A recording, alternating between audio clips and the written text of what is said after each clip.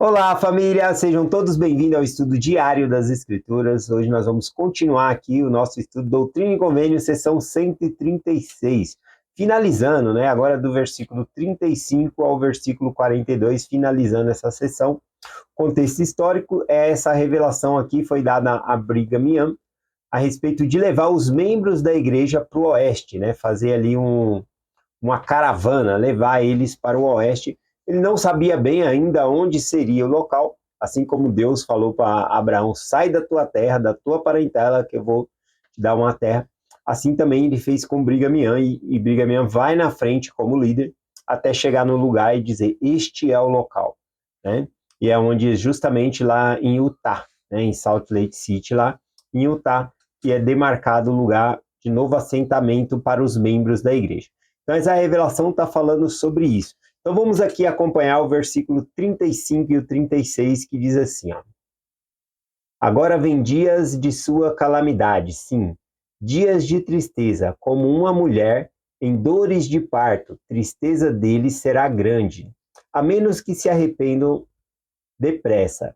Sim, muito depressa, pois eles mataram os profetas que lhe foram enviados e derramaram o sangue inocente da terra, clama contra eles. Então a imagem aqui, né, que fala dia de tristeza, né, ele traz aqui a ideia de uma mulher em trabalho de parto, né? Aqui é uma simbologia da segunda vinda de Cristo. Eles rejeitaram os profetas, rejeitaram a mensagem do evangelho, e aqui o Senhor está chamando eles ao arrependimento. Voltem-se para o Senhor antes da segunda vinda. É isso que o Senhor tem trazido aqui para eles, né? Essa mensagem aqui é a mesma, né, no sentido aqui de que mataram os profetas que lhe foram enviados, é o mesmo que Jesus Cristo ensina lá em Mateus 23, em Lucas capítulo 11, fazendo menção que o Senhor ele manda os mensageiros, né, e por eles não ouvir os mensageiros, as calamidades virão. E aqui as calamidades que ele está falando é as calamidades antes da segunda vinda de Cristo, então o chamado é urgente para o arrependimento. O versículo 37 e o versículo 38 diz assim, ó: portanto, não vos maravilheis dessas coisas, pois ainda não sois puros, ainda não podeis suportar minha glória, mas contemplareis, e se fordes fiéis na obediência de todas as palavras que vos dei, dos dias de Adão a Abraão, de Abraão a Moisés, de Moisés a Jesus e seus apóstolos, e de Jesus, seus apóstolos, a Joseph Smith, ao qual chamei por meio de meus anjos, e meus servos ministradores será a minha própria voz desde o céu, para realizar minha obra, cujo alicerce ele estabeleceu e foi fiel, e tomei-o para mim. Bom, aqui está falando várias coisas, né? Aqui, a interpretação aqui, essa figura de linguagem que está usando aqui, primeiro é de Joseph Smith, né? Que Deus ele trouxe o seu evangelho desde a antiguidade, o mesmo que ele trouxe a Abraão, foi para trouxe de Adão, foi para Abraão, de Abraão para Moisés. E aqui traz então a ideia de que Joseph Smith ele é o servo autorizado de Deus nesses últimos dias, que Deus trouxe o evangelho por meio dele. Ele era o servo do Senhor autorizado para compartilhar o evangelho, com as chaves do sacerdócio e trazer à luz, né, o evangelho de Jesus Cristo aqui. Aqui também foi falado acerca da promessa, né? Ao mesmo tempo que primeiro ele falou sobre que ainda não estão prontos para a glória do Senhor, isso caracteriza a nossa imperfeições, dificuldades, ou seja, nós estamos prontos para a segunda vinda de Cristo, se fosse hoje, né? Então, o chamado é urgente aqui, para preparação, e ele faz a promessa, né, que se obedecerem, eles estarão prontos.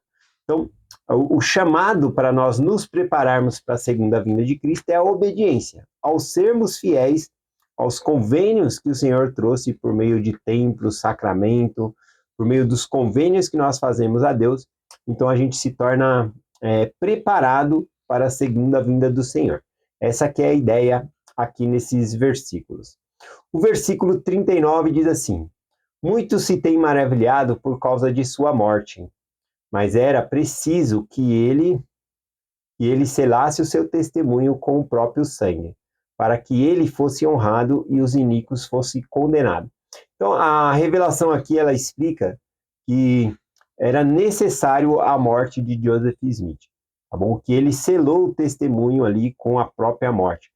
Aqui a ideia é que ele morreu pela verdade, e a verdade permanece, tá bom? Ele vai falar isso justamente aqui no versículo 40.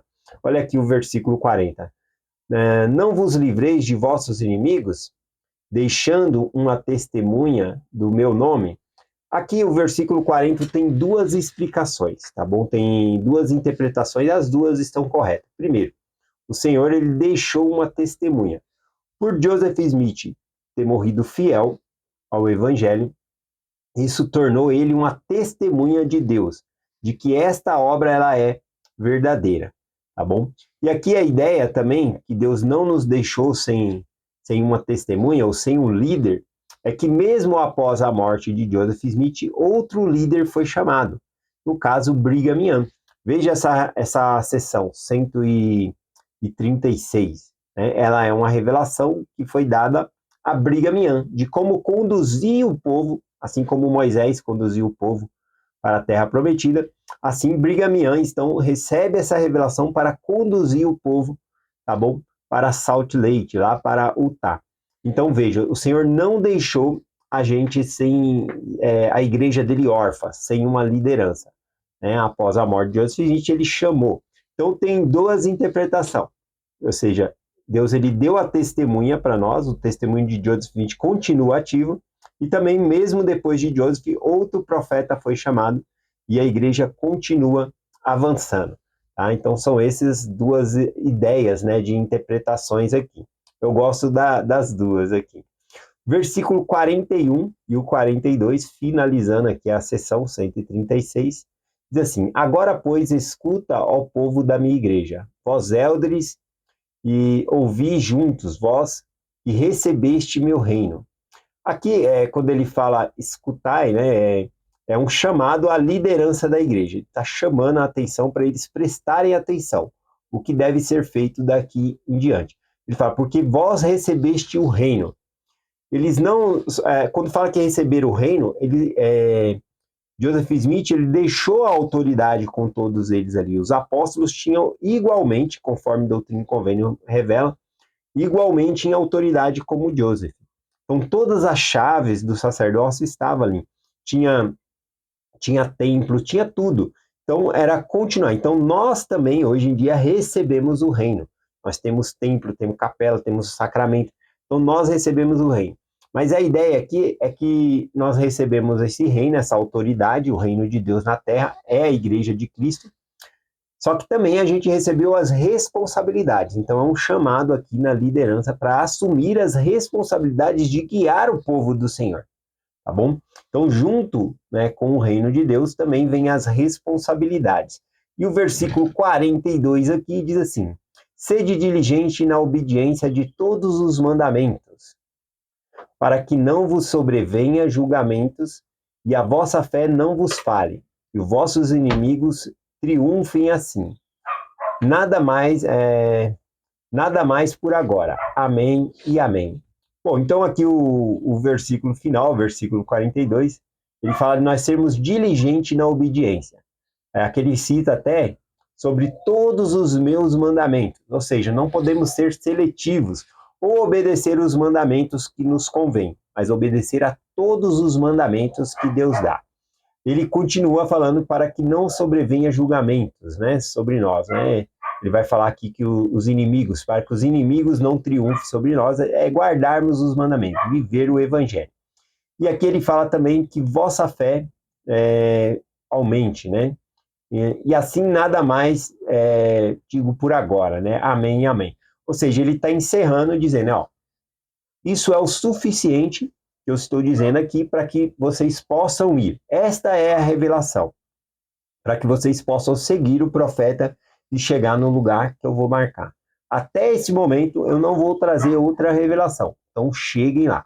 Isso é suficiente. Então, observando, né, e nós estudou aqui alguns dias essa revelação que é cheia de mandamentos, regras que o Senhor coloca nesse percurso, nessa caminhada que eles deveriam fazer para a terra prometida lá, tá bom?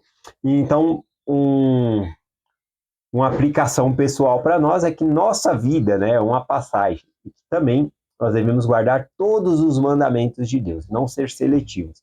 Então, e isso é a obediência, é uma preparação para a segunda vinda de Cristo. E conforme ele falou, aqui naquele momento ele falou, vós não estão preparados, né, para o meu reino, para a minha glória, para entrar na presença de Deus, para a segunda vinda de Cristo. Mas a obediência a esses mandamentos, tá bom? A fidelidade aos convênios que nós fazemos nos torna preparados, nos prepara então para a vinda de Cristo. Então, nós devemos fazer isso, passar essa jornada aqui na terra fiel ao Evangelho e obedecendo o que o Senhor requer de nós. É esta mensagem que compartilhamos em nome de Jesus Cristo. Amém. Até amanhã.